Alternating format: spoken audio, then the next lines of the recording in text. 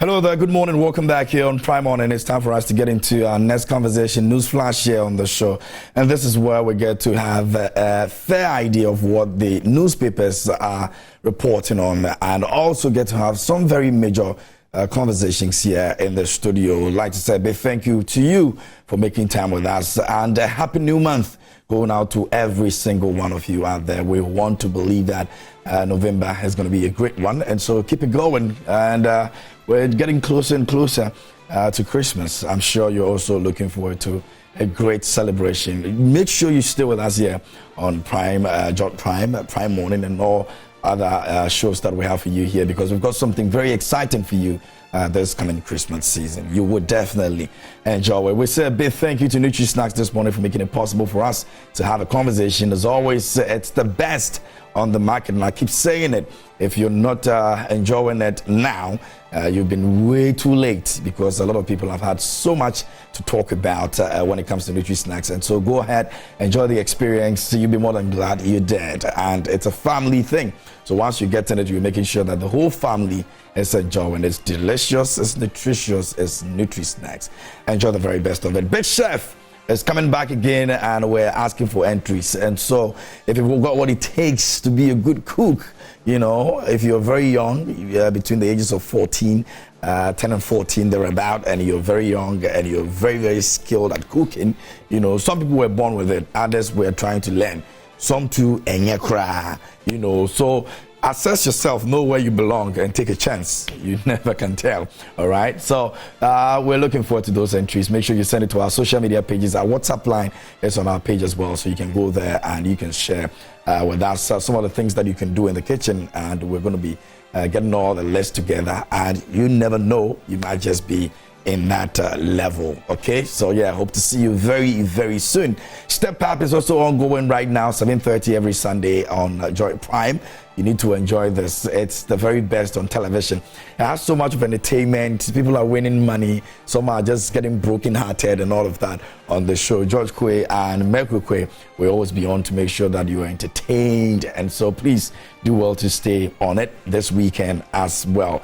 Makanatmarket.com is the place that you need to be right now. Go to www.makanatmarket.com and order anything you need in your home, and it will be delivered to you. You do not even have to waste your time being in traffic and you know, the hassle and all of that. You know, just sit back in your home and order, and that's all you need to do. Just go to www.makanatmarket.com, and you need to save money for that, save time, energy, and everything, and you're good to go. All right, beautiful, beautiful stuff we're giving you. This morning is going to be highly interactive here on Newsflash, and so I'd entreat you to send your messages to us as we go into the topics that we'll be treating today. Earlier, we told you about the issue of increased robbery, and it's a very major concern in the country. And a few days ago, we had, you know, a certain situation at the filling station where one man was shot, and we're looking at December just around the corner. Are we worried about what December will bring in terms of our safety? IGP met with the creatives last week and assured the creatives and the media in general that we're going to have a very, very beautiful Christmas celebration that will come with a lot of security, and so we're sure of being very safe. But beyond that, what are we going to be doing as even individuals to ensure that some of these things are handled? Now, we're also going to be looking at the issue of the minority and the national security over the Garu brutalities. The MP says that he's really going to take this issue up and ensure that some answers are given. The minority are also in the quest of bringing the security minister, Dr. Kanapa, to the Parliament House to actually answer some questions as well. We're going to see how this is also going to pan out. CHRAJ is looking forward to opening the corruption allegation against Charles Adu Boahen. On Monday, Rosalind Felly started this conversation over here, and the fact that, you know, he's been cleared after the investigations went on. But CHRAJ says, well, we're going to take up that issue again. So we'll get into that conversation also. And in South Africa, it's a major concern because Ghanaians living there seem to be living in fear. We're going to be looking at that issue as well. So you can send your messages ahead of time and let us know what you think about these major issues that we'll be looking at. But before we get into it, let me go on the front page of the various newspapers, and then I'll introduce my guest in the studio for you to also know who we have here with us to help us with the conversation. Daily Graphic this morning is what I'll begin with. And on the front page, it says, country's youth make future bright. The big story over there, German Chancellor speaks on that, and it's got the Chancellor and the President, His Excellency, Nana Addo Dankwa Akufo-Addo, in a handshake, a very warm handshake for that matter. Now, defining moment for NPP on Saturday. Page 16 has got a story on that. And so Saturday, all eyes will be on the NPP as they go to elect the presidential candidate, the one that will be leading them in 2024. Who is the person going to be? Your guess is as good as mine. And so Saturday, we'll find out. Make sure you stick to Joy News, Joy 99.7 FM, and all the multimedia platforms, because we'll be bringing you up to speed updates on what exactly will be happening on Saturday. You know how we do it. It is the elections headquarters.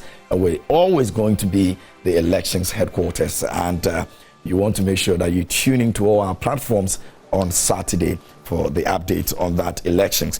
Now, Sam Jonah allows government for lithium mine agreements.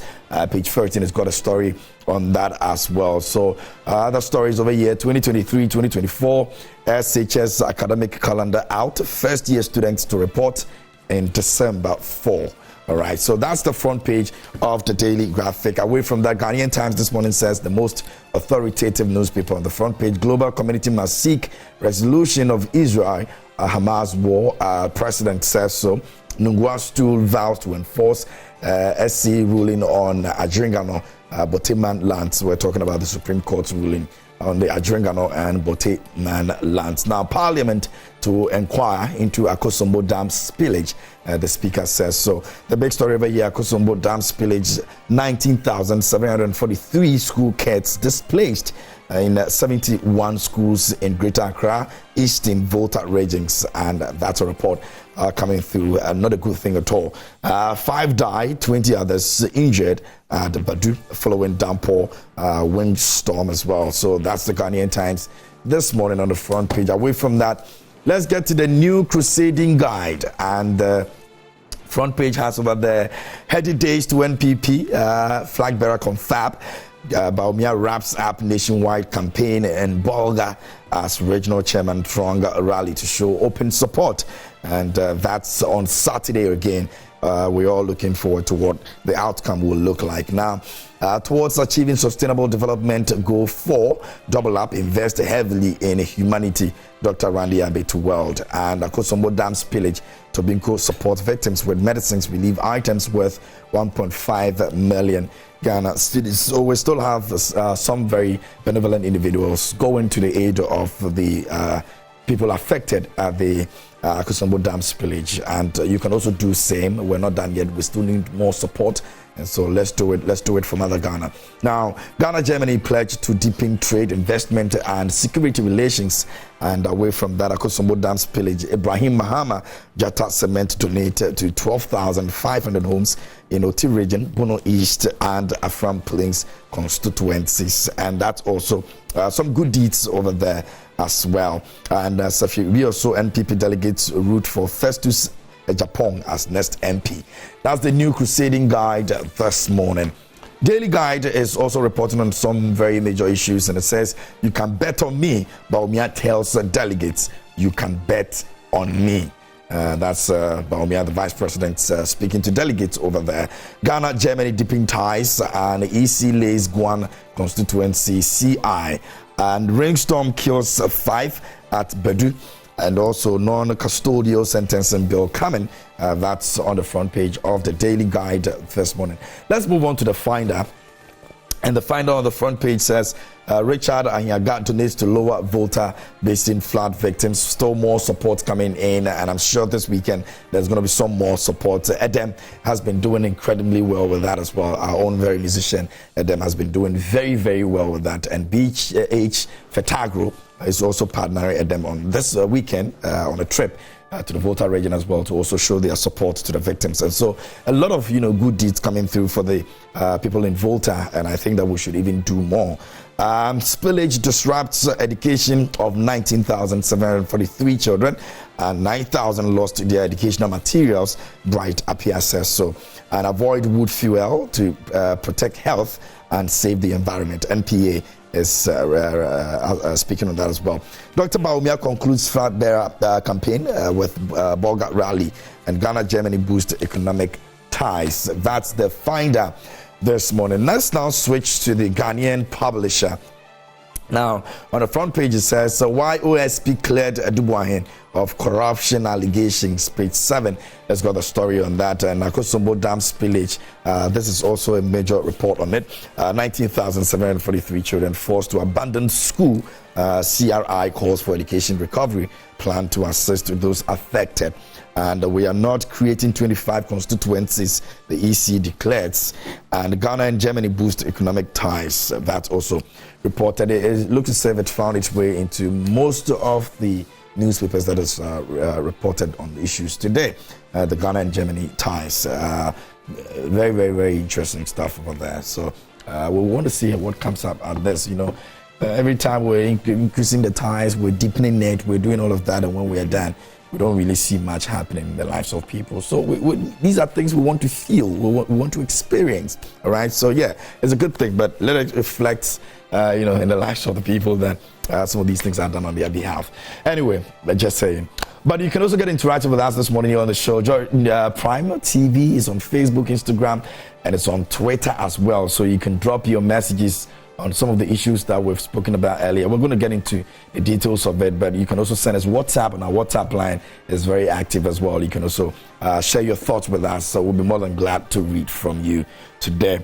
Now, in the studio with me this morning, I've got Mr. Gideon Tete. Gideon Tete Esquire. He's here with me. I love his name, Tete. Exactly. He's here with me. He's a member of the National Communications team. He's also a lawyer, and he's joined us from the NDC.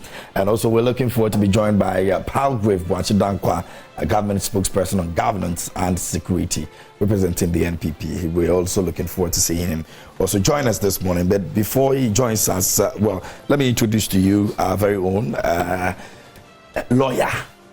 How are you doing? I'm good. How are you doing? I'm good. I'm healed and happy. Yes. Good to see you this morning, and we're also excited about the fact that you're all doing pretty well for yourselves in terms of how your campaign is going and all of that. Tell us a little bit about the NDC campaign. What's going on this weekend? Are you guys worried? Oh well, we are not worried at all. Let me say good morning to your viewers. We are not worried at all because for the delegates conference of the NPP. We will not be surprised if we see, violence on Saturday. I mean, when we talk about violence, the NPP is a locus classicus when it comes to violence. Why? Of course, yes. I mean, and I'll remind you, they're just a special. But in preparation towards the elections, they have come out to say that they are going to have a very but I'm telling you that in just their special delegates conference before the Saturday that is coming, what happened there? It doesn't mean that Saturday is going to replicate. Yeah, but of course, a foundation. You see, it is a foundation for what is going to happen on Saturday. It doesn't how come today. Now, when you now everybody talks about showdown. That Saturday is a showdown elections because, of course, thanks to one of their contenders, everybody who talks about showdown is reminded, or his mind is taken back to how one of the contenders spoke about how he's going to ensure that he will give his competitors a showdown. The showdown could also mean that we are giving a showdown without any violence. Well, leave that one for the one who said it, not you be speaking the person for the person. Because we've seen a lot of showdowns from different angles, not necessarily even politics. I don't wish that. So if somebody says showdown, it could also mean that a showdown without violence. The problem I just want to win and win big. The thing is that you must look at the comment as a whole. How did he say it? Where did he say it? What was his action? He didn't just sit here and say it. He was in a certain violent posture where he declared that there will be showdown. The Saturday is going to be showdown. It is the same. It's the same Saturday that one of the contestants, Kennedy Japan, spoke about the fact that he's going to be giving $800 million to step down. Today, I hear what we're doing here is having a press conference. We are waiting to see whether indeed he has taken the money or he has not taken the money, and that he has decided to either step down or indeed he would still be on the ballot paper on Saturday. But bottom line, we are not perturbed at all about the MPP. The former president is not worried about who. No, why are we worried? We are not worried because this government has indicated to Ghanaians that indeed they cannot provide Ghanaians what they promised to do.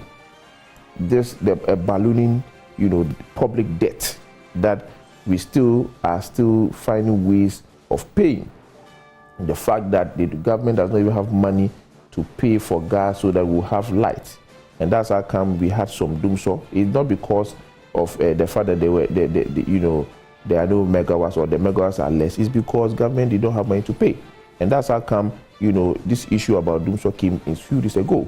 So when you look at even the city today, how much it is and how much it was when we left power, it was almost 4 cities. Today it is almost 12 cities and all that.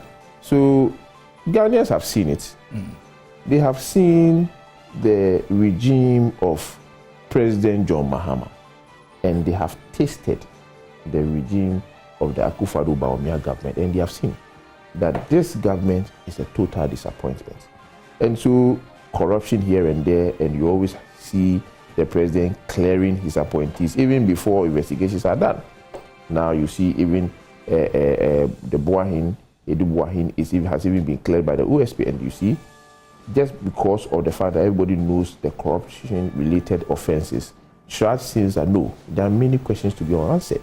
And then all these people are appointees of this government. So we, the NDC, we are not even bothered about this. It is not going to change anything because Ghanaians are tired of the... Look at this Akosobo spirit. Look at how the president came out and indicated that, oh, well, you didn't vote for me, so I'm just coming here even though you don't vote for me. A very irresponsible comment, because clearly you don't expect everybody to vote for you to be president, even as a class prefect in your class. When you as young as we are, when we go for class prefect, we contest for class prefect, we don't expect everybody to vote for us, but it doesn't mean that we will not be class prefect or will not lead all our colleagues or our classmates. And so, and the way and manner that Kosovo spillage has even been handled by government. You think the former president would have done better? To take, of course, it has to take the brother and other philanthropists, independent philanthropists, to assist tremendously in terms of helping the victims. Of course, President Mahama would have done better. He would not have caused the Akosombo dam switch to be open in that manner. Not at all. Of course, we are all in this country where many years ago the clergymen had to be called to speak in tongues and pray for rain to fall, so that at least we can have enough water. So if today we have enough water, does it mean that over these years we have not found other ways of preserving that water? Are we still going to come to the fact that in the event that we don't have rains, are we going to come back and call clergymen to pray and speak in tongues on the dam? I thought that by now VRH would have found a way of preserving the water, because we've had this many times. And so if today there's enough water, I don't think that even though I'm not I may not have the technical know-how in terms, I believe in preservation. When you're having things in abundance, you try to save some. But successive governments have all seen this issue you're talking about. But that is why the successive to provide an alternative to preserve the water. Yeah, but that is why this government... Because volumes of water that come... Yeah, but that is why this government was voted for, to provide solutions. You see, I keep saying... But the former president also had the opportunity to provide that solution. Yes, but they said that he was not competent, so he was kicked out, and this government was brought to provide solutions.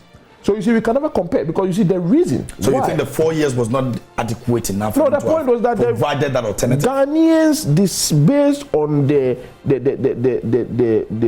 the promises of this government, the sugar-coated promise of this government, Ghanaians felt that the NDC was not good enough to manage the economy and manage the affairs of this country. So they voted for this government. And that is why it is totally unconscionable to even compare this government to the previous, because that is why we're not in power. We're kicked out of power.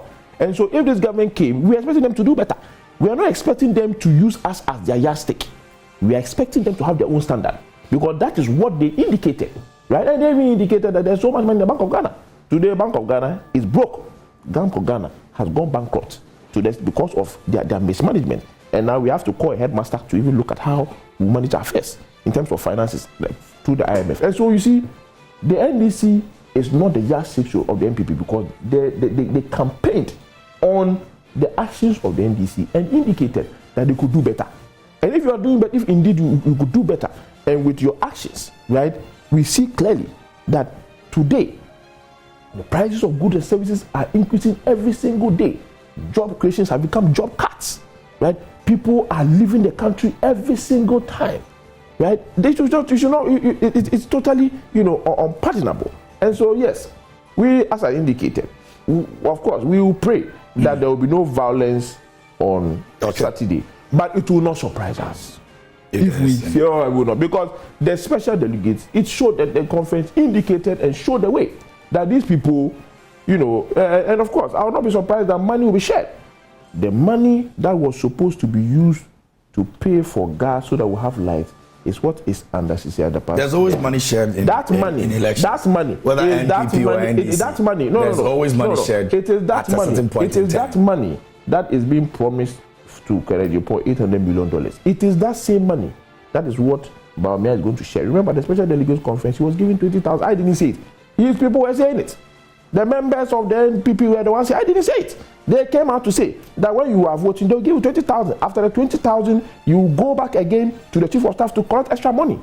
Come on, I didn't say it.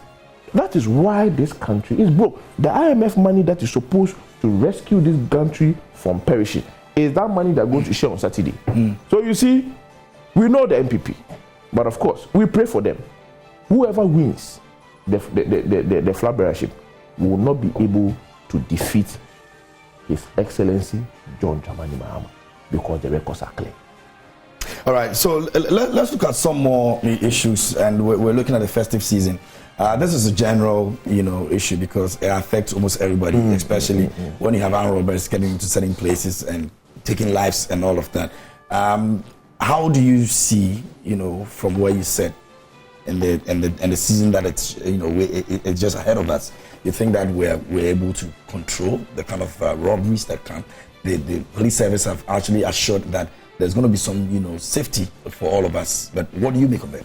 Well, the police under the leadership of the Dr. Dampari will have done well. I don't expect that there should be increased crime at all. What actually impressed me from the beginning when Dr. Dampari came to office is the way and manner the headquarters has been protected. Those days, when you go to the police headquarters behind, you see cars passing there, left, right, center, people will be standing there gossiping, selling cocoa, selling watch and all that. Now, you cannot stand there and do whatever you like. That place has been protected. It has been treated like a security zone. So you cannot do what you like. That was totally impressive for me, because clearly it meant that once your house is in order, we can now be rest assured that you are ready and willing to make sure that the Ghanaians are protected in terms of security. So yes, I read the news on the killing of the Suhum, Suhum and all that. But you see, once the police have assured us that they are going to provide us security during this festive season, I think that it is in order, and it is not doubtful at all, because as compared to the previous, administration of the IGPs, you see that the crime has not increased like that. I mean, even though crime there cannot be zero crime. Yeah. It is not like at first. And so, I'm optimistic that, of course, going into this festive season, there will be going to be massive security. Enough motivations has been given to the police. I mean, everybody under the IGP, things are going well. And so we are expecting more, that at least this festive season, people can still party and do whatever they want to do without any fear that, of course, some armed robber or quote-unquote some kwashi boy will come and then take your phone or put some knife at you and say that we'll bring your money and all that. So Yes, we will take the word of the police and hope that indeed they will continue doing their good works, and so that at least we can all have fun and enjoy the festive season. Okay, all right. So that's on the issue of the robberies, festive season, which is just a month away. Now, for those of you out there who are watching right now, you can also send your thoughts to us on our WhatsApp line. Our social media page is also very active, and you can send your messages there, read them live on the show. So just let us know what you think about any of the issues that we've spoken about so far, and your voice will be heard here on the show. Now, we're going to be moving on to this very issue, and like I mentioned, there were some brutalities in the Upper East, where in Garu there were military brutalities. Some people were even in the mosque, and they were also, giving some very, very serious beatings and all of that. But for the purposes of those of you who are just getting to know this very story for the first time, let us, remind you a bit. On Monday, we started having conversations around this very issue that we're talking about, and the National Security Minister had actually been dragged into the whole entire conversation. Albert Kandapa has been dragged into it. Now, the minority is actually, facing the national security, and they're asking that the minister comes to the floor of Parliament to actually answer some questions about how these brutalities were done. Now, the MP for the place, in the person of Mr. or Honorable Akuka, is actually not also pleased about the entire situation, and has also promised that he's going to petition the Commission for Human Rights and Administrative Justice, CHRAJ, to actually investigate this very serious issue and excesses that were, done by the military. So on the 28th of October, the residents were actually abruptly waking up to the subjection of them into some very serious brutalities by the police, and he was actually informed after the incident happened. And the MP said that, he's spoken to a few of them, and the military gave a reason why they did that, because according to the military, they were able to see some weapons from some of the individuals, but there were a bit of some excesses, and that's the reason why we've got into where we've got into right now. But the minority is not leaving this case at all, and so that's the background to the entire story. But let me come to you, a lawyer. The military over the period have come, under serious criticisms in terms of how they manage certain situations at certain point in time. I mean, not too long ago, we've seen them done certain things that even the police had to also, come into the picture. Some exchanges that has been between the police and the military, which we've all spoken about, spoken against, and all of that. What do you make of this situation right now? Because it keeps occurring. You see, it looks like this. The military have lost their focus in terms of why they are in the military. The purpose of the military is not to brutalize innocent citizens, even if it is claimed that the citizen has committed a crime or has engaged in something, a certain offense. It doesn't give you the power to brutalize the innocent citizen. It is rather for the military to arrest that party and allow the law, the person to face the full rigors of law. But this attitude of taking their laws into their own hands and brutalizing, what will be their comment if today the innocent Ghanaians also decide to brutalize each other? Who is going to call who to order? Because even you, that is supposed to ensure order and security, you have decided, the military have decided to take the law into their own hands and do what they like. That is totally unacceptable. And of course, the military keep on doing this all the time. All the parties, I will not want to box everybody. I will not want to box the military, everyone, in the military, and say that they are all maybe engaged in this brutality. But I believe that to protect the image of the military, those found culpable must be made to face the full rigors of law. The parties that engage in that brutality must be fished out, and it must be ensured that they are punished severely, because whatever it is, it does not give you the right to brutalize innocent Ghanaians. Besides, it is our money that is being used to pay their salaries. It is our money that is being used to cater for the military. And so you see, the fact that our money is being used to take care of the military, it does not give you the right to do what you want to do. Once the party indeed has done something, why not? The laws are there. The procedure is there. There's a way to make sure that the party is made to face the full rigors of law. And I believe that the enough is enough. Enough is enough. The military or those parties who are in the military and they are trying, or all these their actions is defaming or putting the image of the military into the mud, must be called to order. They must be fished out and punished.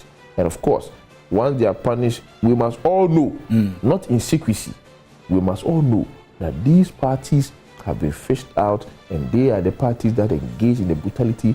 And of course, Ghanaians must see that these parties are being punished. And of course, to serve as a deterrent to the rest who think that, well, once their colleagues decide to brutalize innocent citizens of this country, they go scot-free. They will no more do that, because indeed they realize that those parties will not be spared at all. In your opinion, do you think that the top hierarchy of the military have not been able to manage, some of these situations well, as you speak about punishment? Yeah, it looks like they are in a comatose state, because this is not the first time I keep hearing this. I mean, this is not the first time I heard this, and I all the time you this Ashaman issue. I mean, yes, of course, the citizen maybe have done something which was totally unacceptable, but you don't go and brutalize them. And now Garu comes, and I saw the pictures, very, very horrified. I mean, I can't imagine my back, with all these lines. Even when I was in senior high school, not even the teacher could beat me that way. And you, military man, just because of something, you want to decide to take the law into your hands, and that's not the way to go. And so, yes, it clearly means that leadership, from how these events are occurring, it clearly shows or displays that the leadership of the military are in a comatose state. I clearly believe that they must wake up. They must wake up by sending a strong signal, especially for this particular issue that happened in Ghana, and call the parties to order. Not just calling them to order, but make sure that they are punished severely. And because obviously we know how the law, else if you're not careful, the military will no more have, or the security will no more have the impetus to stop the ordinary Ghanaian if he decides to also take the law into his own hands. What you are asking we Ghanaians, ordinary Ghanaians, not to do in terms of taking the law into our own hands when we see something, and then even when we see a thief or whatever, we said that we don't take the law. You don't take the law into your own hands. You are doing it, and you are even do worse. Worse, you are in your uniform and you are beating, brutalizing, innocent Ghanaians. Not at all. Clearly, leadership must wake up. They are in a comatose state because this has been happening for too long, and we don't hear. Of course, we hear them condemning, but we are yet to hear them calling the parties out, those who are found doing that, and being punished. I've not heard that one yet. Well, maybe I have not seen it. We hope to see it, but so far I've not heard it. And that alone sends a very bad signal to the leadership of the military. They are in a comatose state, and they have to wake up. So the decision to call the minister to the parliament to answer some questions is in order. Of course, he's the Minister of Substantial Security. He must tell the House. Of course, members of parliament represent their constituency, and so clearly, once he comes to parliament to report or give update on whatever is happening, definitely Ghanaians will hear. And of course, we will also see whether indeed actions are being taken to stop this barbaric act, right? And so basically, it is in order that the minority will call the Minister of National Security to come and answer some questions that they wish to push to him. Okay. Let me also remind you that we are supposed to also have in the studio Mr. Padre Boachen, who is the government spokesperson on governance and security. He was supposed to be joining us this morning. We're still not received him yet from the NPP. And so as and when he's able to join us this morning, he's also going to be part of the conversation. But in the meantime, Gideon Tete Esquire is the one who's been speaking on behalf of the NDC. He's a member of the National Communications team for the NDC, and he's helping us speak about some of the issues that we've stated this morning. You can also join us and share your thought with us and let us know what you think. So far, we've spoken about two more major issues, and so you can share your thoughts on that as well. But let's get interactive a bit on some of the messages you've sent to us. This one says, good morning. The NDC guy is fantastic in communication. He should keep it up. NDC party is winning election next year by God's grace. And that's by Democracy Man. He sent him that one. You can also send yours to us. Another one over here says, KMJ, good morning. You see the reason why the NDC is not serious? Reasonable Ghanaians went to the polls and voted for the NPP because of their policies, and instead of the lawyer to espouse what JM plans to do, look at him this morning. What stops them from also couching some of these sugar-coated words? The NDC is obviously empty. Yeah, I mean, Taz sent in that one as well. The other one over here says, the Nana Akufo-Addo's government has been one that condones impunity and has emboldened the security to violate the rights of the very citizens they are mandated to protect. The actions the military in Garo is, to say the least, condemnable, unacceptable, and a clear violation of the people's right. This should not end in apologies and compensation. Punitive measures should be meted out to the military commander who has sanctioned this brutality. Daniel Akaliok Sandema sent in that one. Another one over here says, Alaji Hamza Pig Fan sent in this one. It says, good morning, my brother.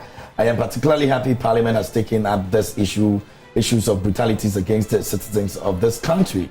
Truth be told, the brutalities by the Ghana armed forces is becoming one too many, and the earlier something is done about it, the better. Just take a look at what happened in Ashaiman. People were made to drink gutter waters, which totally unacceptable. We are not in the banana republic. We have been governed. We have been governed by laws in this country, and even the lawmakers themselves are not above the laws of this land. Enough is enough. All right, so that's some messages. You can also send yours to us here on the show. Another one over here says, good morning to you. The tax component placed on goods and services is too much. At least there should be tax-free on perishable items, that is food items, either imported or local. Truth be told, most Ghanaians are feeling the economic hardship. My point is that I am appealing on the government to scrap off tax placed on perishable goods. And the second one is, if the government cannot do anything on the tax index, she should then open job opportunities in the system to absorb anybody that have attained the working class age. Love, respect. Aaron Babako Kokomisa sent in that one from Latabi Okoshi. Another one over here says, I think the EC's move to create 25 new constituencies is a waste of resources to this additional MPs. How well have we managed the 275 constituencies, and we are adding more?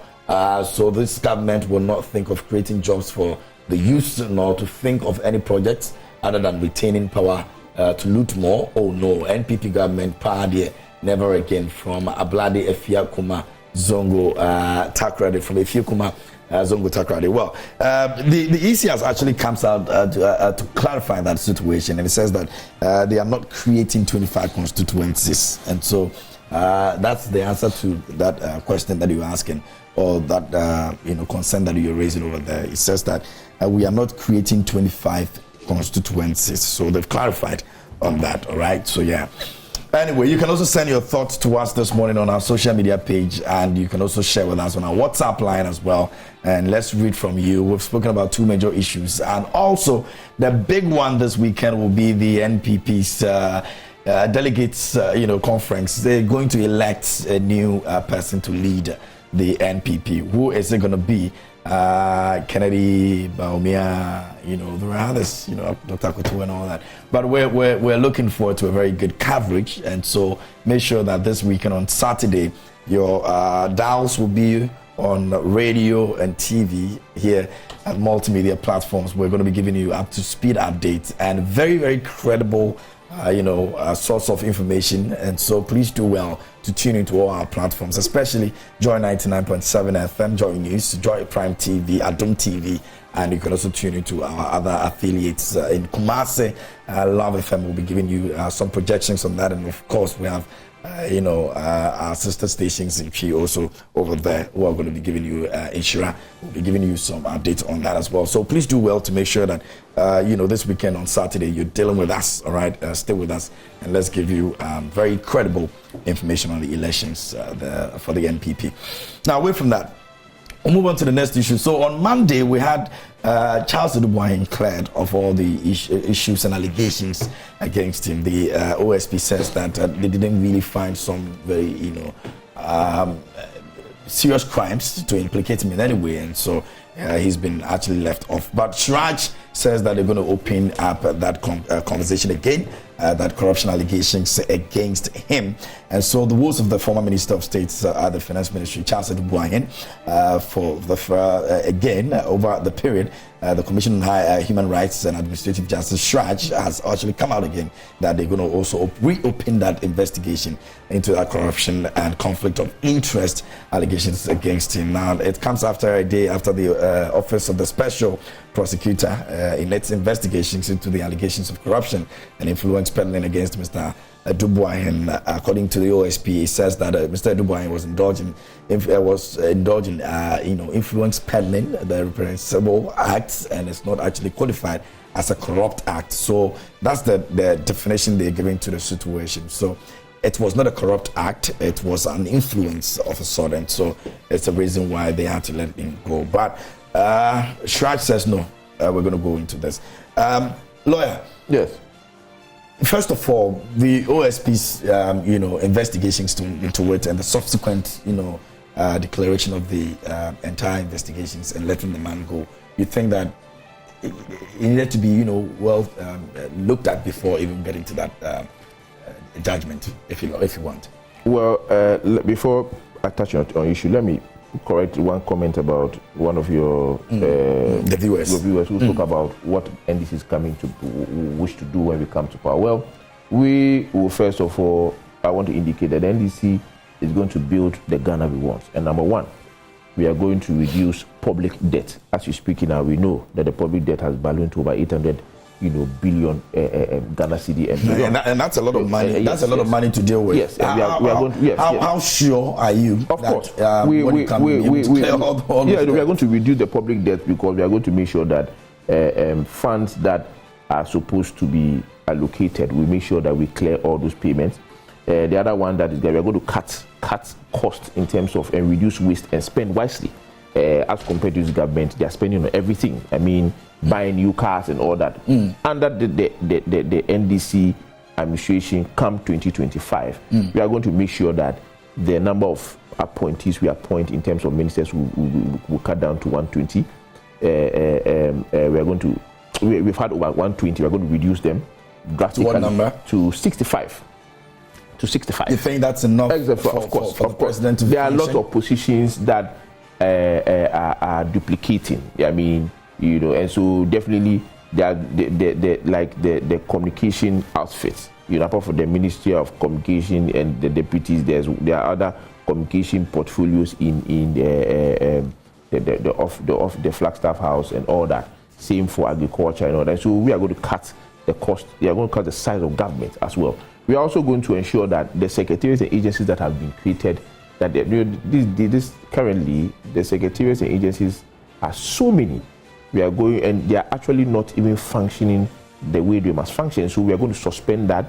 We are going to cut that one. We are going to also suspend the building of new embassies and also the building of the Accra International Conference Center and many more. And so these are all non-essential projects. And of course, we are going to make sure that the currency is stabilized. At least we stabilized the currency before we left office. Today it is even 12 cities.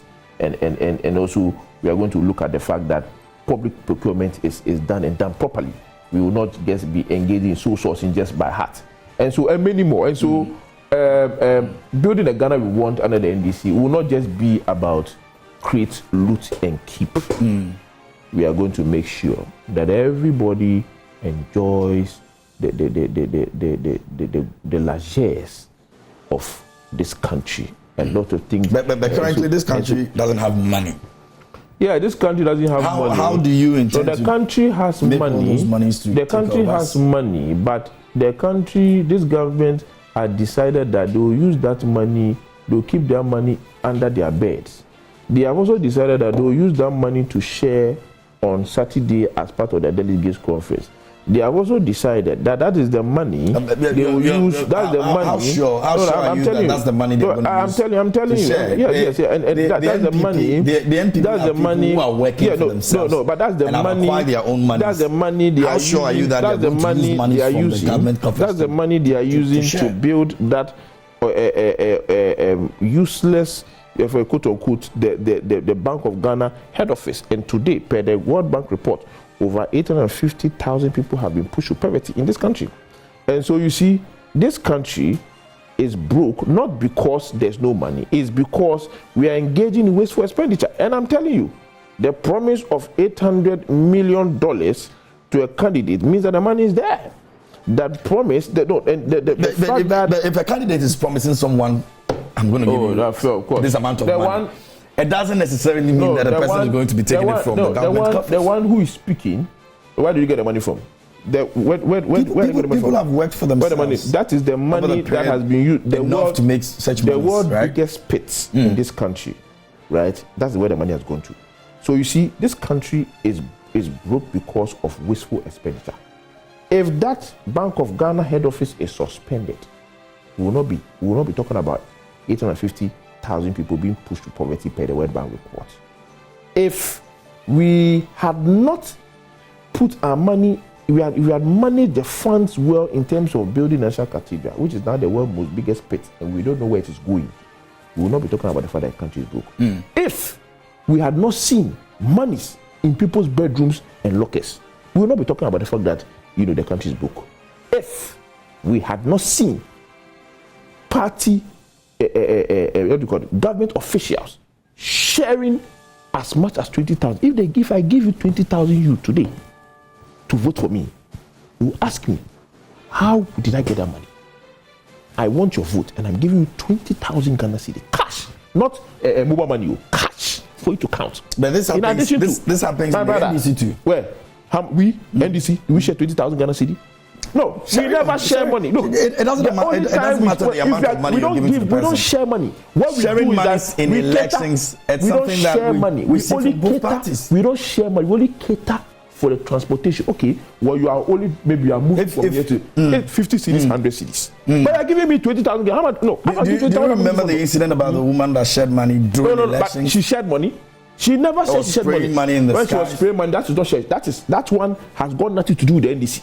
It was an election day. In fact, that was an election day. She indicated that money, and she was on the grounds. She was on the grounds of the election. No, but she indicated that money was not even money that she was sharing. It was on her car, and she spread it. That NPP candidate can also say the same. No, but the point is that 20,000 Ghana cedi was not said by me. It was said by the NPP element, not me. The NPP element themselves were blaming and accusing President Baumia that they were sharing 20,000 Ghana cedi, and apart from that, parties were being given 100,000 Ghana cedi by the chief of staff. I didn't say it; they said it. We were not busy. We didn't have time to be going there to be looking whether they're sharing money. But I'm saying that if this country is broke, it's because of wasteful expenditure. And the very moment we begin to reduce the size of government, the Obolobo government, the very moment we begin to ensure that we don't engage in wasteful expenditure, we suspend that useless head office of Bank of Ghana, and we begin to ensure that monies, we don't give money to a foreigner to go and share. When we make money at the airport, we bring it to government, right, to ensure that everybody gets a share of the national cake. We will not talk about being broke. Is this what the NDC intends to do from the bottom of the heart of the former president? That is why we are saying that we are building. Or it is just the same. No, that is why we are saying that we are building the Ghana we want. Let me tell you, it is even fortunate that President Mahama was in power. We have the records there, from health to the number of megawatts he had added, over 1,000 megawatts he had added to our energy. When since 1983 we were having load shedding to 2000, 2007, 2008, and many more. Then this government was voted into power, Ghanaians can now compare and contrast. I don't have to say it here. How much is cocoa today? I'm sure you are done. You go and drink cocoa. How much is cocoa today? How much is cocoa? How much is kenke? I was going to buy kenke. I had to go 30 cedis to buy kenke. Kenke. How much is the fish? They will tell you that the fish is almost 10 cedis, 12 cedis. Today, wache, even wache, if you don't have 30 cedis, 40 cedis, you will not get what kind of wache will you buy? You will not get some. Today, when they say they're fetching food, they tell you that from the beginning of everything, they fetch their range, their lowest rate is 7 cedis and above. Can you imagine? That is the kind we talk about here. Today you can tell clearly that Ghanaians are suffering. There are no jobs. How much? This is my first time in my life. I'm sure during your time, your national service, were you being paid quarterly or monthly? I'm asking you. It was monthly. Yes. In my time too, where it was being paid monthly. Before you say, Jack, the money is in your account. Ask the national service people. Ask them right now. How are they paying their money? I just realized that they are being paid. Well, there's been an increment, right? No, but increment they're not paying you. Can you imagine you are working? You work for 4 months before they pay you, and even that one when they pay, then it's as if the Ghana service is so happy. They say Ghana is working again. Ghana is working again. This is the Ghana we are working. No, that is what was not the kind of system that were being run over the years. This government has put Ghanaians are perishing under this substandard, incompetent, useless government. And so you see, there's money, but it's because of the modus operandi of this government. That's why we are where we are today. And so for the money, we don't have a problem. Now, coming to the topic. Charles Adu Boahen issue. Yes, Charles Adu Boahen. Well, it is flabbergasting that the Office of the Special Prosecutor has said, well, I read his comments, giving examples and all that. It sounded a bit risible because, in my opinion, as a public officer, you are supposed to hold some high level of moral standard, right? Now, no matter how much you are tempted, you must hold a certain standard. He didn't exhibit that. Now, but you see, because from the report of the Office of Special Prosecutor, I'm like, I mean, what are you saying? Are you saying that if you are saying that when the fact that there is a stage play or there's a stage where you are being put in a certain corner, does it mean that once that you are even being tested, you have to fall in that pit? No, what I beg to differ. I beg to differ. That's peddling influence. No, I mean, because the point is that you're a public officer. And you see, the action of Charles Adu Boahen is akin to corruption-related offenses. That is why CHRAJ wants to open up, wants to also investigate and find out answers to some questions, because whether you like it or not, he engaged in corruption-related activities. You see, because he was a public officer. As a public officer, no matter how much you are tested, in an event it is even a scam or a cramp, right? You must not fall in that pit. So you see, yes, the OSP has done his work and they claim that, well, he has committed no crime. That's okay. That's why CHRAJ also believes that no. CHRAJ begs to differ and said, no, we must look into the matter. Just as the OSP is also fighting the minister in terms of his money, and the minister is also saying money is genuine, which we know that it's not genuine. That's the same way CHRAJ is also taking. And I can tell you that the position of the OSP is totally, surprising to many of us, because as a public officer, you must hold yourself in a certain high moral standard. Let me remind you, there was a private, individual under a previous government who was not even a government official, right? And CHRAJ called on that person. It was indicated that he will be part of the investigation in terms of corruption-related activities. CHRAJ did that thing. And so you see, the OSP has erred in saying that this Mr. Charles Adu Boahen has not committed any crime. His examples will not apply here, because as a public officer, no matter how much you are tempted, you must hold yourself in a certain high moral standard. And that is it. The action of Mr. Charles Adu Boahen, whether by Tiger or whatever, and then it was staged, he showed some element of corruption. And that alone is enough for investigation. And you said a lot, has not been answered. And so, yes, we will, well, the OSP has done his work, no problem. We will ask CHRAJ to expedite action in terms of its investigation. And I'm sure. You think CHRAJ stands a better chance with this case? Why not? CHRAJ has an impeccable record in terms of corruption-related activity. They were there before OSP came. They were there before OSP came. Absolutely, but there are other issues that they've gotten into it, and probably like what? No, they could. I'm just saying. No, they have not. Issues. No, I thought they have not. The CHRAJ has still maintained its independence and has still maintained its integrity and image. No matter the government that comes to power, CHRAJ always makes sure that what must be done done well.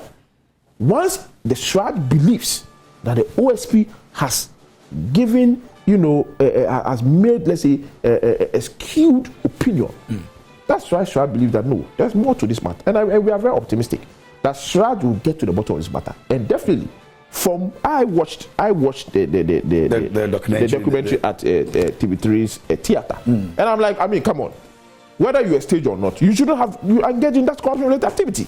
And so there's more to the issue. Of course, I'm sure that even though I watched the video, perhaps maybe some things were edited just maybe for which has also come into the conversation. But of course, if from the video, if Tiger Eye decided to show everything, raw, I'm sure it would have been very, very disastrous. Because you could see that, of course, the video was a bit edited because of something. But the bottom line is that there is an element of corruption, and we are happy that CHRAJ has taken the matter, and we are optimistic that they'll get to the bottom of the matter. Okay, very well. If you're joining us this morning here on the show, this is News Flash, and we're talking about some very major issues that have come up in the political space, socio-economic space as well. And in the studio is lawyer Gideon Tete. He's joined us from the NDC. He's part of the communications team. Once again, we were expecting Mr. Pargrave Bachidankwa. Unfortunately, he's still not been able to make it to the studio yet. So please, if you're watching and you're seeing only the NDC man in the studio, don't get it a bit, on the other side. We've given fair, audience to all the political parties, especially the NPP and the NDC, to always come here and share their thoughts in the issues of national interest. But unfortunately, we've not been able to be joined in this morning by Mr. Pargrave Bachidankwa. So let's get into some of the messages you've sent to us, and then we'll have, I think, our very last issue to talk about, and then probably we'll wrap up. Now, this one says, good morning to you and to your guest. Everywhere confusion. If not crime, then it's corruption. Why is our security men and women on uniforms always vent their anger on the poor citizens, but they have forgotten that we pay them through our taxes? Elsewhere, their colleagues are putting the government on its toes, but they are only beating innocent Ghanaians. What a shame. Sumani Hamza sent in that one. Another one over here says, Assalamu alaikum to you all. Malaikum salam. The NPP are going to elect the loser on Saturday to lead them in 2024. Achiasi constituency needs JDM and Samuel Osubraku, NDC PC, inshallah. Mohammed Zenil Abidin, Zongo Kokos coordinator at Chianse constituency, sent in that one. This one says from Bipua Mohammed in Wa. What happened in Garu shouldn't be condemned, and I'm indeed sad about how some innocent people were brutalized. All the same, the government of the day has some work to do, and I'm very optimistic they will bring this issue to order. Exactly what we are all looking forward to. In fact, the minority still want some questions, answered, and so let's be hopeful. Pani from Kaswa Domiabra says, good morning to you all. You people are amazing to watch. Please, the NPP party has put Ghana to shame. All right, so that's your comment on that issue. And we have another one that we can get into before. Okay, so Akisme, Ebenezer Sefi, the quite sent in this one. It says Dr. Bawumia himself knows that he's the worst vice president and head of economic mismanagement team. What I hate about Dr. Bawumia is that he's not ashamed about his abysmal record, but gets the courage to pick a form for flag bearer of the NPP. A vote for Bawumia is an automatic endorsement of the third term presidency of the corrupt. Regards to Honorable Bright Asamoah Brefo and Chairman Anaya Berima, the unifier. Ebenezer Sefi, the quiet saying that one. This one says, good morning. We voted current Nana-led MPP government to provide good democratic leadership. Unfortunately, it's the direct opposite. Regarding the VRA dam spillage causing unwarranted human-made water disaster, it's unfortunate, and by now heads should be rolling for gross negligence, lack of remorsefulness, and massive abuse of human and psychological rights of victims, multitudes. Now, regarding the military brutalities up north, it's unprofessional military and also human rights abuses. By now, heads of security deployment should start rolling and charged for crime against the humanity of innocent citizens. Thank you. From Obed Central Region. Thanks a lot for sending in that as well. Good morning, John. Mahama was not able to fix Dumso. The man should give us a break. Jamal sent in that one. Thanks, Jamal, for sharing your thoughts with us this morning as well. And yeah, those are some of the messages you've sent to us. But before we go briefly on the issue of the Ghanaians in South Africa living in fear, you saw the deacon that was... Yes, I watched the video. Well, it is very... for the word, okay, I didn't see the video part that was kidnapped, but I mean, it was so the act of robbery. Yeah, it was so frightening. I mean, these are, Christians who have come, who have gathered to listen to the word of God, and a demon in terms of robbers have come to steal and also kidnap. The Pentecost deacon. It is very, very sad. Obviously, it has sent, shivers down the spine of Ghanaians in South Africa. I am expecting that South Africa government will quickly find the deacon. I'm not sure the deacon has been rescued and all that. And you see, the South African government will have to make efforts to restore security in the country. Of course, this is not the first time I've heard issues like this in South Africa. South Africa is a place when I want to when I want to go there, I'm so much afraid because I'm thinking of whether my phone will be stolen or my money will be stolen. Probably or I'll be killed. I mean, so I'm always afraid. And anytime I'm going there, I have to, call a friend of mine to at least maybe meet me at the airport. But it is a place that I'm never comfortable. And you see, just because of these things that I hear and see all the time, like you do be. Yeah. That is how you went through the same in the hands of robbers. Just like that. Just like that. And so you see, this issue, the government of South Africa will have to do something about it. I mean, it is a great worry. And so for me, I believe that, of course, government of Ghana has assured us. I'm sure they will have to liaise with the government of South Africa and find a way of at least rescuing the deacon. The most important thing that we need a deacon back.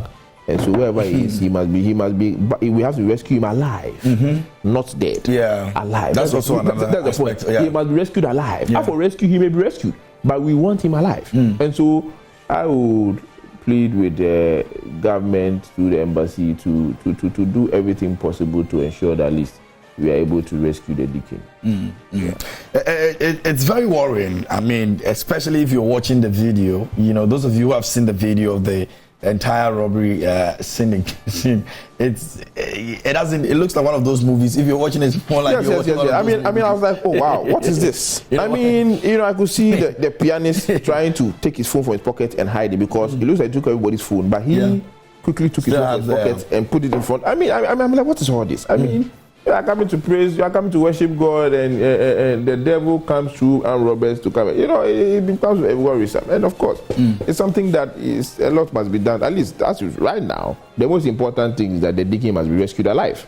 Yeah. So once he's rescued alive, I'm sure our other efforts, can be. All right. So let's take a look at the video, and don't also forget that a few days ago or weeks ago, the application for South African visa had been made very easy online, which is something that a lot of Ghanaians have been advocating for, because they feel that you go through a lot to even get a visa to South Africa. And now that this process is made a bit easier somewhat, we're seeing some of these things, and it's totally unacceptable. But let's take a look at the video. When we come back, we'll be joined by the MP for Otafo in the person of Mr. Eko Vincent Asefua. He wants to share his thought on the issue that we're talking about this morning. So take a look at the video. If you've seen it, if you see it for the first time, you'll be thinking that what exactly is this? You might think it's even one of those movies scenes, but it's a real thing that is happening. And till now, we've not heard anything about the Pentecost deacon that was kidnapped. We're hoping and praying that we're able to get some good news. And just like a lawyer said, we need him alive. Even if it's found, he should be found alive. Like I said, we've been joined in here by the MP of Otafo. He's here with us this morning to also share some thoughts on the issue that we're talking about today. Sir, good morning, Honorable. I hope you're good. Good morning. I'm okay. How are you too? I'm very well. He's also a lawyer. He's also a lawyer. Yes. Lawyer Vincent. Lawyer Vincent joining us this morning. So today I'm very, very fortunate. I have two lawyers over here. It's a reason that you don't want to bring any issue against me. The two people will deal with you. So yeah. But lawyer, it's sad. I don't know if you've seen the video yet. We just played it, but South Africa is a place that a lot of people want to visit because of the things you find in South Africa when you visit. But unfortunately, looks like from xenophobic attacks to what we're seeing right now, it doesn't make sense. Right. Let me say a very good morning to you and to my senior counsel here. Honestly, I think I saw the video 2 days ago, and it is also coming at a time that the bilateral relationship between Ghana and South Africa was able to bring out a very good fruit, where now all Ghanaians are able to travel to South Africa without a visa. Unfortunately for us, we didn't hear quite a good news. This frightens, or this brings about a certain kind of fear and anxiety into Ghanaians who are living in South Africa, and anybody who prospectively will also want to visit South Africa. I was happy to have seen the statement from the Ministry of Foreign Affairs, now letting us know what really transpired and their commitment to be able to deal with the issue at hand. And we can only pray for the victims. It's not a good scene for you to be at gunpoint, not knowing what is going to happen to you in the next minute. And now you could clearly be in the shoes of the family of the victim who have been kidnapped, and that is the pastor who have been kidnapped. Not knowing wherever he is, whether he's alive or not, is also quite scary. And something that I will continue to urge the Ministry of Foreign Affairs to engage, as they are already doing, properly with the security agencies in South Africa to be able to deal with the matter and see how we'll be able to bring our colleague back. The Pentecost Church also have a responsibility to be able to make sure that day in and day out they engage the High Commission in South Africa to see how best we'll be able to bring our colleague back. Apart from that, I think that we can only wish them well and pray for them to be able to deal with this matter within the shortest possible time. But it's not looking good. It's worrying and it's troubling, especially when you are not seeing or hearing anything from the victim. We can only wish him well wherever he is. Awesome. But before we go, Saturday we have elections coming up, delegate elections coming up. How is it shaping up? Well, I will be in the constituency tomorrow to be able to mop up the arrangements that have already been made by the party. I have no doubt in my mind, and as I've always been saying it, and never in the history of this our party have we ever been committed to support a candidate who is making the shot for the first time. Why am I saying that? If you check our history from 1996, even John Ajakum contested in 1996, he was not supported by the party. It was in 2000 that the party unanimously came out, that is 1998, that the party unanimously came out to support John Ajakum. In the case of President Nana Addo Akufo-Addo, who contested in 1998 with John Ajakum, he was never supported.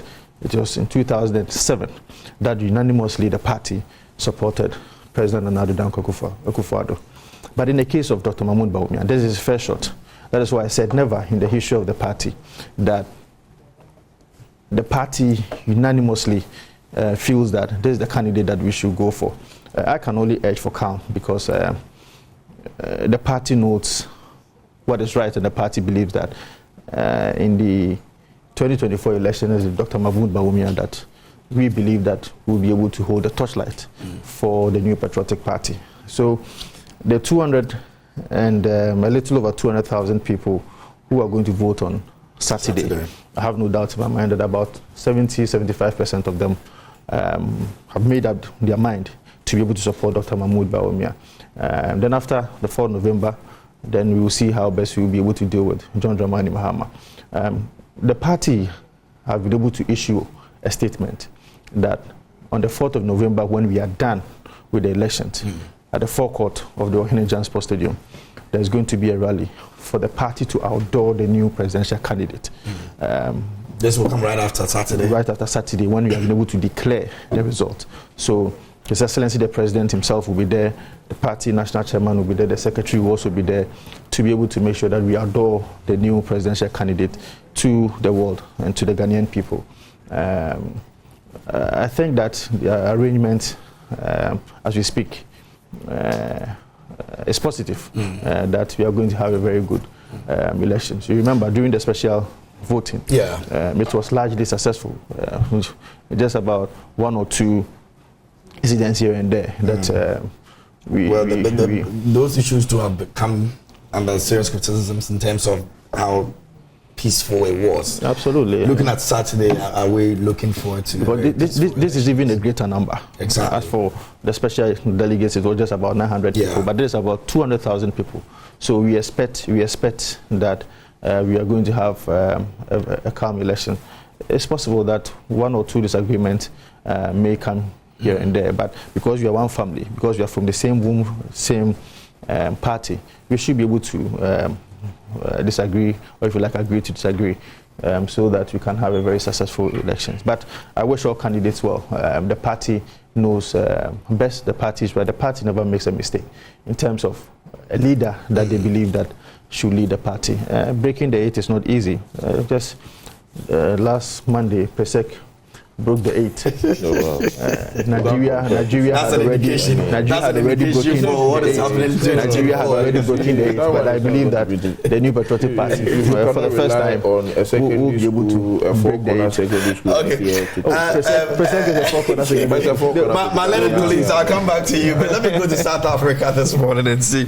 I have Yakubu Moro over there, and he's a resident in South Africa.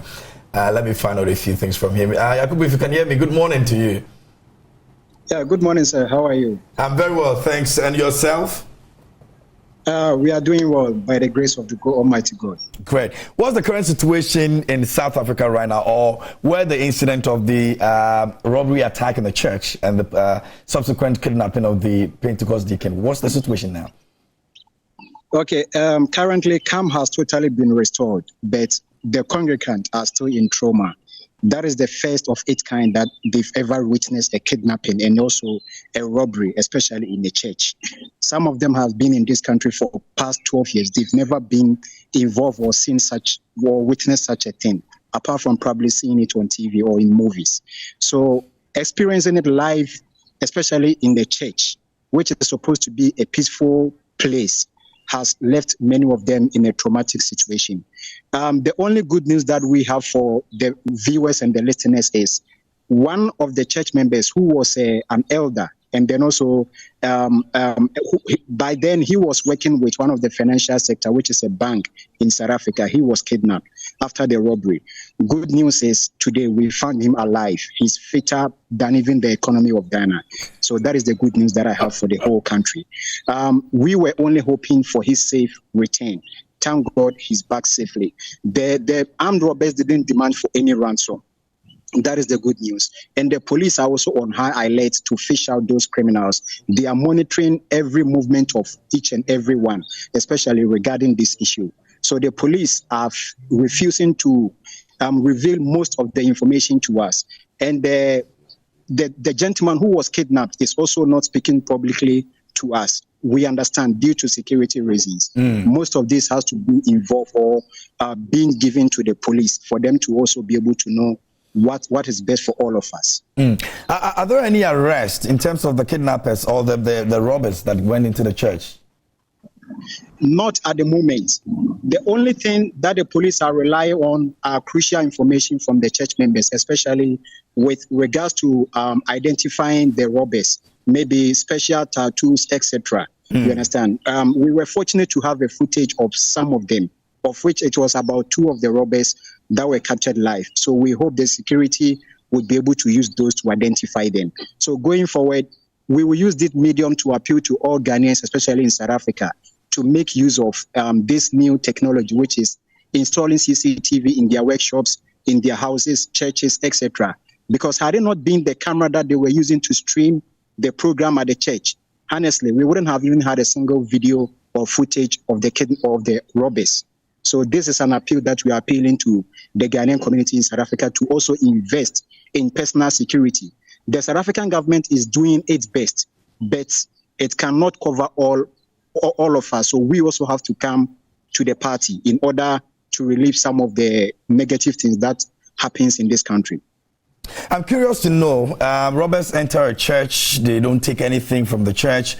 I'm not sure about that. You can confirm that for me as well. They don't take anything from the church. They just go there, scare people and all of that, kidnap one person and then leave. Are you getting information as to what exactly made them go into this particular church and the reason they probably didn't even pick anything or steal anything from the church?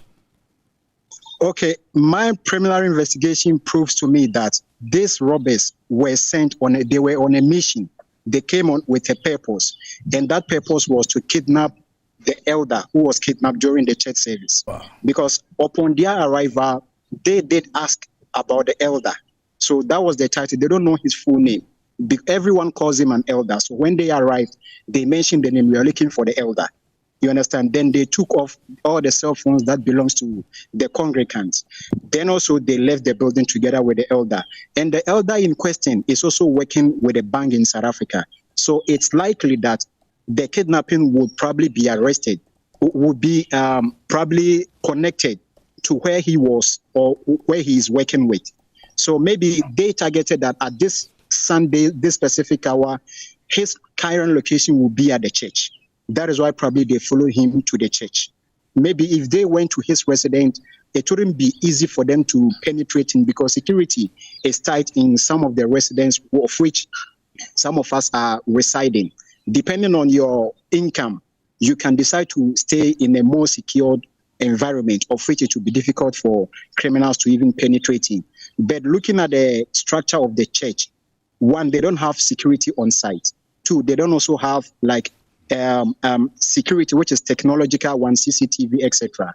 So this makes the church prone to criminals. So I hope this will signal the authorities to beef up their own personal securities on site. Okay, for the purposes of our viewers who probably are getting to know this for the first time, which area is this we're talking about in South Africa?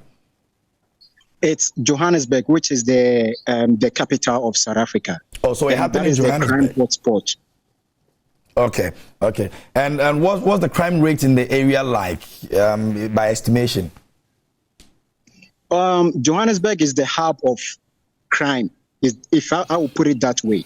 It's very difficult to wake up a day without hearing of a single crime being committed in an area in Johannesburg. It's very difficult.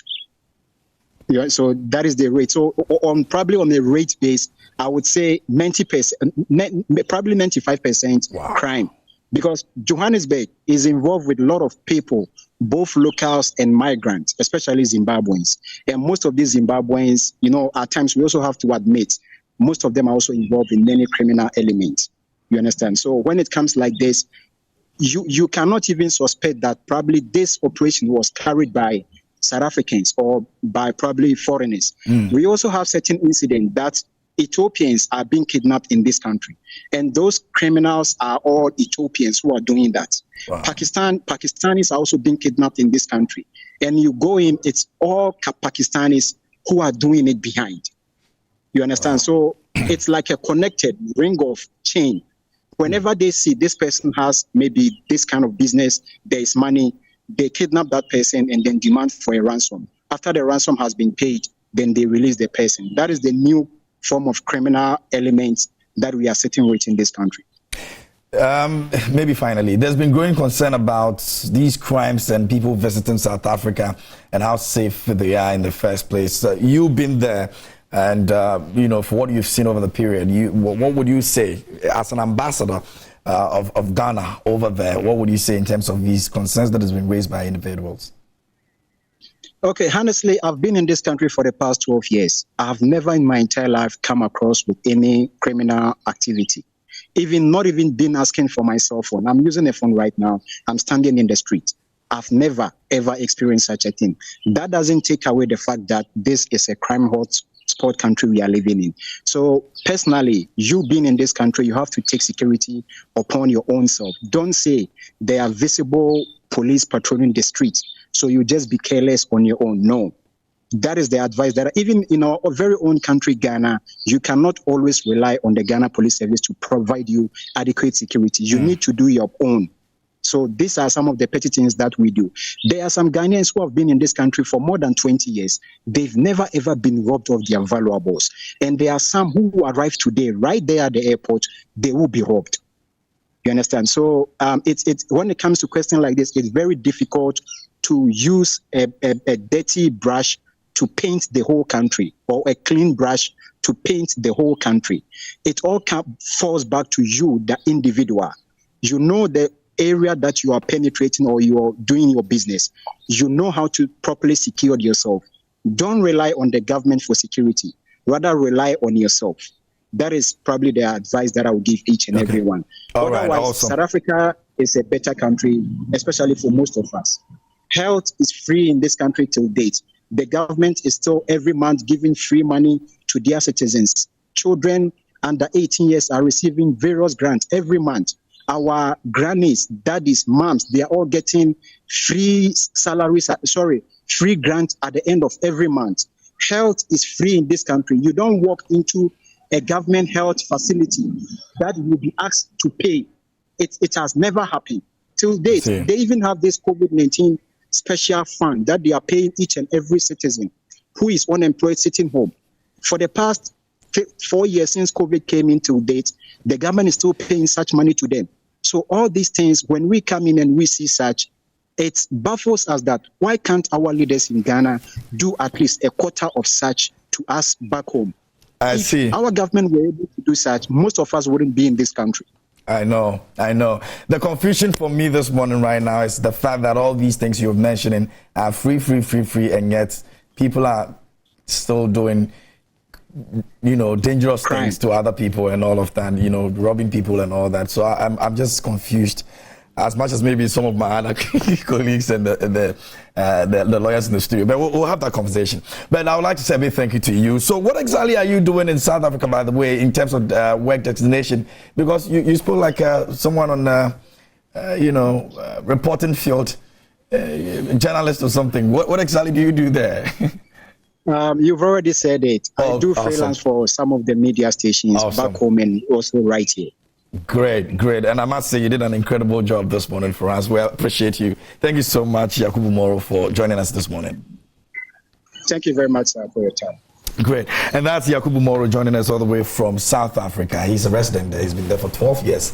He's a journalist and sharing some thoughts on the issue of the kidnapping of the Pentecost deacon and the robbery scene that we've all seen in South Africa, Johannesburg.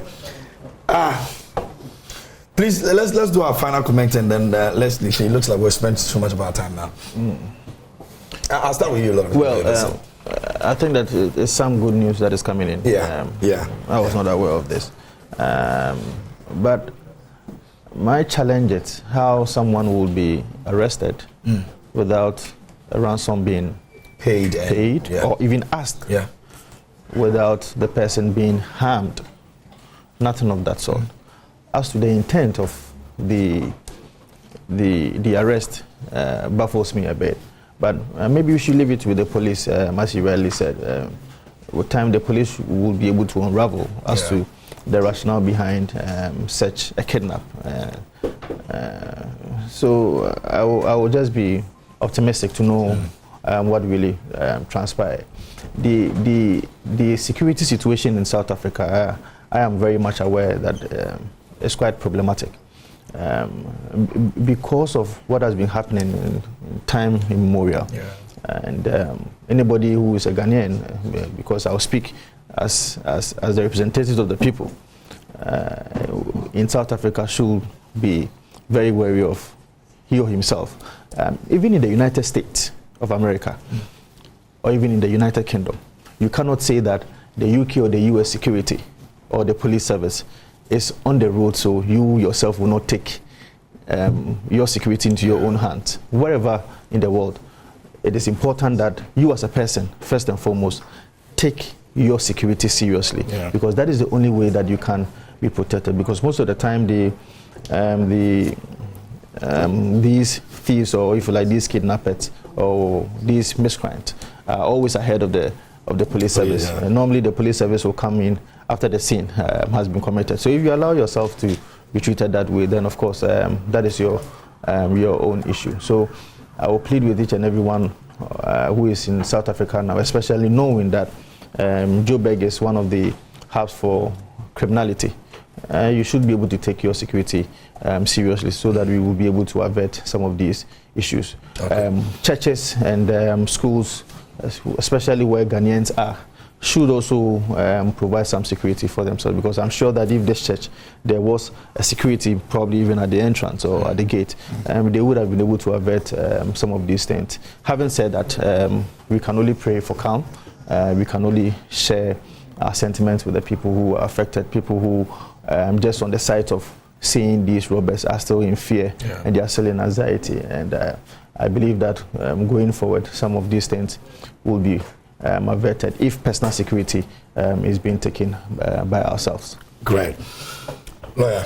Well, it is refreshing that, as I indicated, we're just speaking about whether and praying that the deacon will be found and alive. And thank God that Yakubu Moro has indicated, and it's refreshing.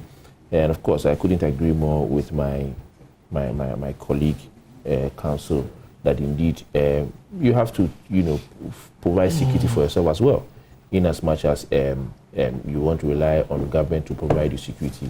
You must also make sure that you provide the necessary accoutrements so that at least you can watch yourself and make sure that you are safe wherever you go. The point is that, at least as my brother said, I just want to remind him of that on Saturday they should not engage in violence. And as I told you, people are lucus classicus in terms of violence. Oh. And really? You know that you have just forgotten what happened in we are still waiting. You remember? We are still waiting for the election death of 8 Ghanaians in 2020. We've not seen headings. We are waiting for justice. There are also West Wagon by election violence. We are still waiting. You want us to do this I am going to engage serious prayers between today to Saturday, that at least even you yourself, you are protected, because the very moment we hear showdown and all that, it means that we are not careful. Saturday, we pray that you guys, come in peace, not in pieces. As my friend say, by November, the MPP has always been coming out of peace. Scattered. The MPP has always been coming out of peace. Just simple elections in your own constituency. So I will just pray for you. That's small elections. You see people smashing chairs and all those things. Okay. That's what we'll see. Okay.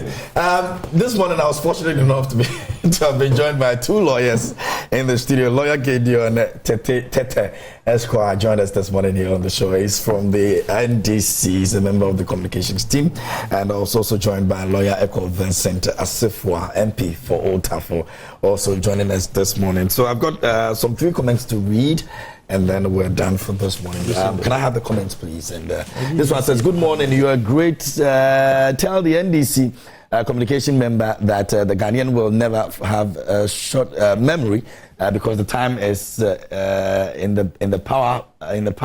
5 years power system is poor. It's coming again to Scan Airline, and to force misconduct ambulance cause financial loss of the state. Okay, so you see how the lawyer is struggling to convince Ghanaians. He mentioned 4 things and he's done. The dishonesty in this NDC party is legendary. Money in elections is common in both parties, and the earlier we do something about it, the better. JDM, dadana. Good morning, news flash host and panelists. Military brutalities must be condoned at any time. Sorry to say, it has been with us for years. Some of us saw its worst forms in the early years of the 31st December 1981, and Fred from Aguna Sreju sent in that one. This one says, good morning. Please ask the NDC man if the Ford gift Mahama took was a crime as compared to that of Charles Adu Boahen. That's Eben from Obuase. Philip Abochi says, good morning to the journalists in the country. This weekend, NPP will be electing its presidential candidate. NDC will be glad if Bawumia wins the presidential election. And I keep on saying NDC will corner Bawumia in the 2024 election and boot him out of the system. Ghanaians are hungry, and its achievement is a digital system, which is from Keta sent in that one.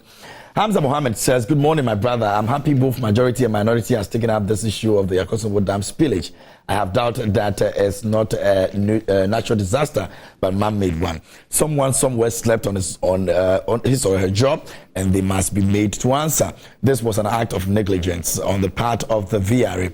For God's sake, it is the poor taxpayers' money which is used to pay them. So we expect them to deliver. I was even expecting by now heads must start to roll. This can only happen in Ghana, and nothing happened. God have mercy. Alhaji Hamza, Pick Farm sent in that one. That'll be all for News Flash this morning. God willing, tomorrow we're back with another one. Make sure you tune in. And don't forget this weekend, you're tuning to the multimedia platforms for the credible elections coverage that we'll be giving you as the NPP goes into elections. We'd like to say a big thank you to NutriSnacks for making it possible for us to have this conversation. We've still got some more coming up. Big Chef is also something you need to watch out for. Send in your entries, and we've got that skills. Do well to send in your entries. And we're looking at ages 8 to 14. If you can cook, I don't know about my lawyers in the studio, but do you have kids that can cook very well? Kids? Yeah, that can cook very well. Kids? That can cook very well? Yeah. I don't have kids. I also don't have No, kids. even in your constituency, if you have any of them. But are they kids? Yeah, 8 to 14, we're looking at children. Oh, wow. Oh, okay. Yeah. You mean the kids? We had the tertiary edition, now we're going back to the kids edition. So Okay. we're looking at 8 to So you 14. may extend it to Ulta for then. I'll be able to support it. Yeah. Yeah, that would be good. Yeah. That would be good. Maybe we'll Have do a the launch in collaboration. Yeah. Ulta. Well, it's possible. Oh, It's possible. Brenda! It's possible. Lawyer says, MP says we should come there. So we'll go to come to Ulta Ulta for for. that. From what age to what age? 8 to 14. 8 to 14. Okay. Wow. There are some of these kids who are very good, especially those who are with their parents, Yeah. especially with their mother or their guardian all the time. Yeah. You can find a 10-year-old kid who can Do some serious absolutely skirmishes for because you enjoy. all the time. Kofa Wibra, go and bring this and those, and they are also always watching. So But it's are you good possible. cooks, by the way? Yeah, well, I'm terrible. Yeah, I don't know. I'm I very cook. terrible. I mean, Oh, I cook. Yeah. but you cook very well. I cook. but Okay. no, but So we'll plan a visit. When I visited you in Tech, I tasted your food. Remember? Tech. That's a long time. Yeah, long Was time. it good or not? It wasn't. You know the rice cooker, the rice cooker kind of rice and some stew. Remember? So maybe perhaps you have. So, Honorable, we'll put that to test. We'll pay a visit. Yes, and then Honorable will make some good food for us. I'm willing to bring my food. But I recall. Really? Many years ago. Okay, I don't even remember. 2012 there. On that food. Oh, okay, right.